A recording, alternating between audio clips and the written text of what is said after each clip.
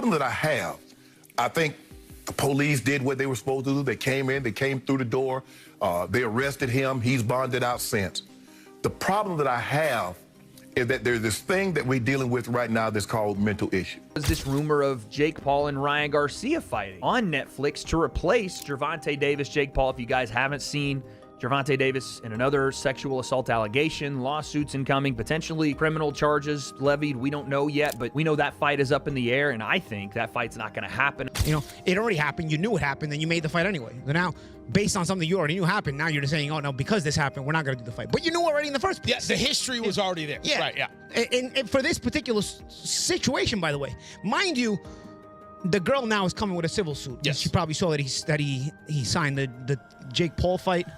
Gervonta "Tank" Davis's recent arrest has drawn strong criticism.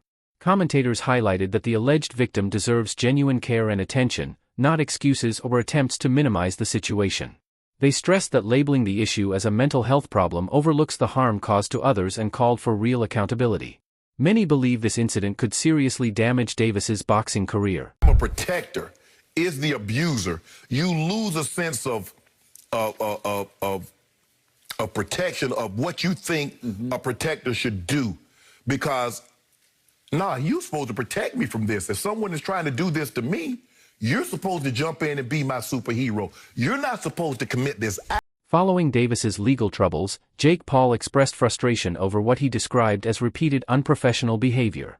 He accused Davis of being unreliable, difficult to work with, and frequently involved in legal disputes.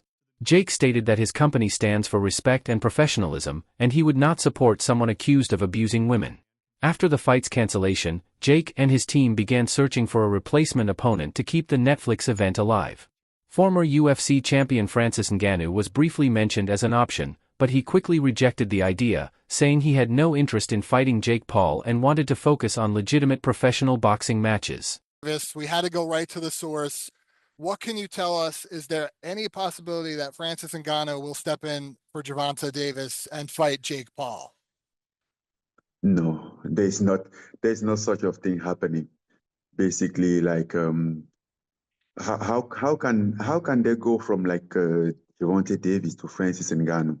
Like, I mean, Gervonta Davis is a fantastic boxer, but and is a one-shot knockout artist. But come on, like the way different and everything, it make no sense.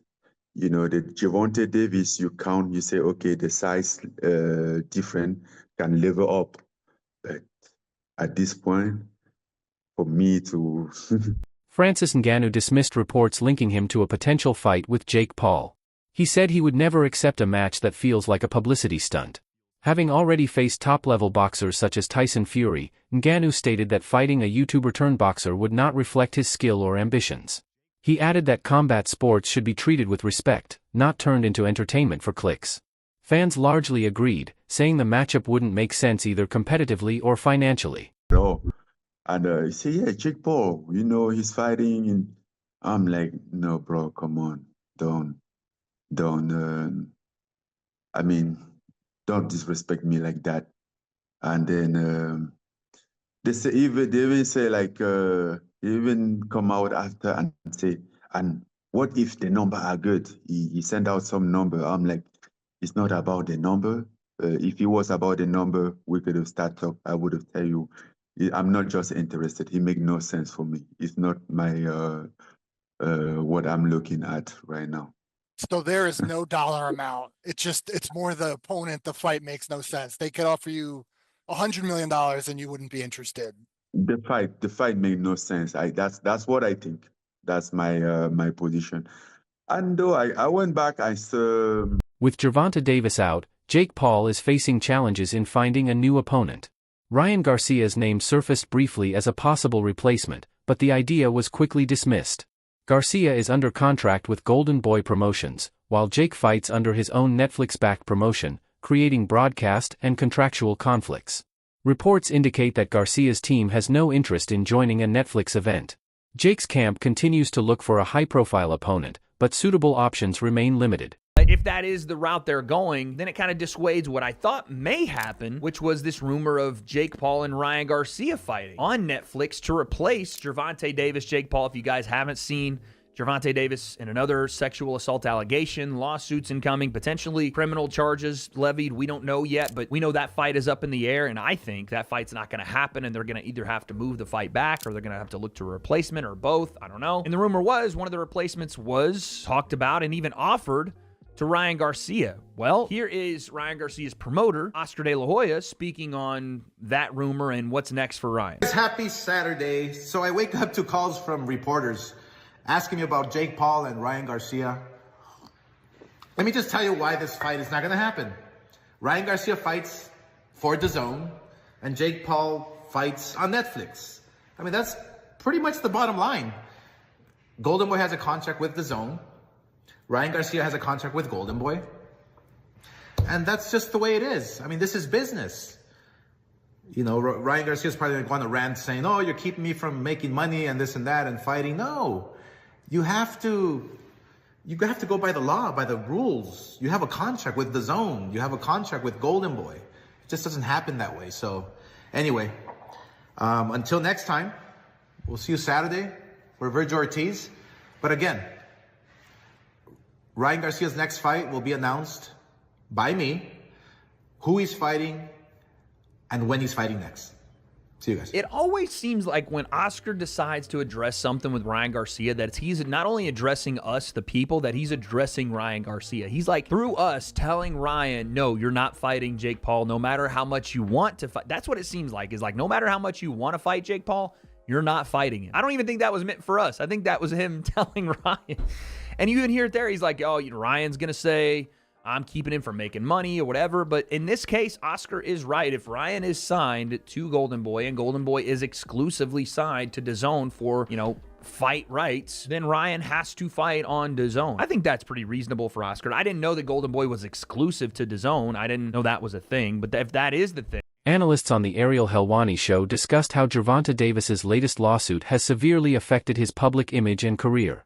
The new case comes just 2 months after another, adding to a growing pattern of legal issues.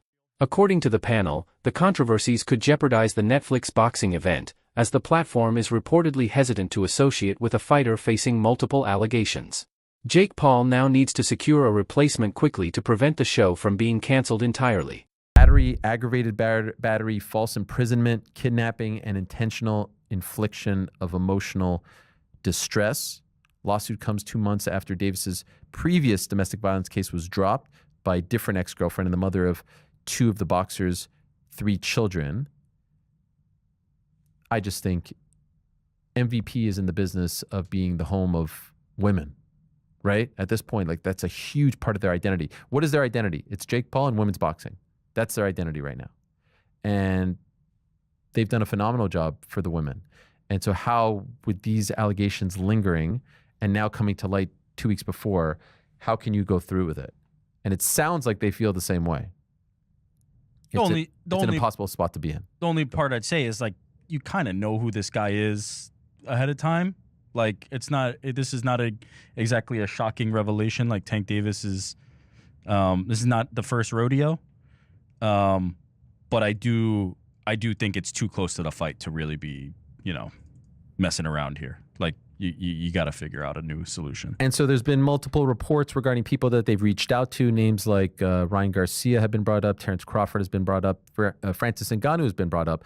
And Francis Ngannou spoke to TMZ today, and he did confirm that he was contacted. And the quote was, "How can they go from Gervonta Davis to Francis Ngannou? It makes no sense." He was like, quote, "We think about you to fight Jake." I'm like, what? Which Jake? Bro, come on, don't disrespect me like that. What the fuck is that? That might have been the most timely "what the F is that" of all time. What do you guys think about that stance from Francis? Because actually, there's a part of me that thinks, take the fight, you knock him out, you'll be 65 pounds bigger than him, and it's a nice little feather in your cap. I think that was a great backup solution. I think Francis versus Jake is a great fight. If it goes all Compelling, according to too. plan, like he should theoretically get paid a bunch of money, knock out Jake Paul, and make off like a bandit. There is always the world where it goes awry. If he were to drop the fight to Jake Paul, that would Right, be but I a mean, you look. could literally say that about any fight. Are you just Yeah. saying that the risk is greater than the reward? I don't think so. In my eyes, losing to Jake Paul is worse than losing